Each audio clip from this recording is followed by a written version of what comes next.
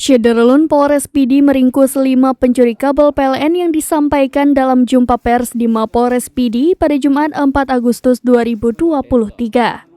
Kelima pelaku ditangkap di Gampong Blanggalang, Kecamatan PD, Kabupaten PD pada Senin 31 Juli 2023 jelang sholat subuh. Berdasarkan data polisi, pelaku mencuri kabel listrik karena butuh uang untuk membeli sabu. Pelaku melakukan aksi pencurian kabel listrik dilakukan di 9 lokasi terpisah di PD. Aksi pencurian kabel listrik dilakukan oleh pelaku saat warga terlelap tidur.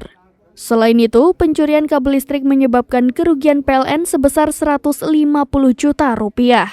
Kelima pelaku diancam maksimal 4 tahun penjara.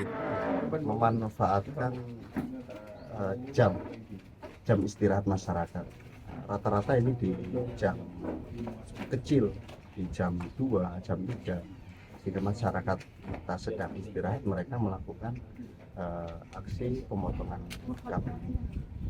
Dan ini kan merasa nyaman mereka kan gitu kan, seolah-olah karena punya keahlian tersendiri, dia tahu mana kabel yang bisa dipotong ke mana yang tidak. Namun kan dampaknya cukup luas. Ini dampak yang paling sakral ini apa kira-kira Pak?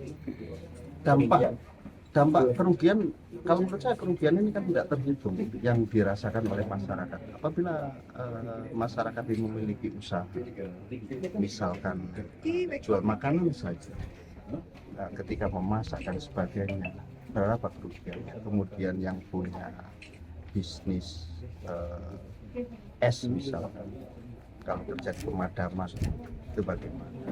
Kemudian rumah tangga yang memiliki penyimpanan ikan, daging dan sebagainya, kebutuhan pokok ini kan bisa pasti. Ini sebenarnya kerugian sangat. Dari PD, Muhammad Nazar, serambinews.com.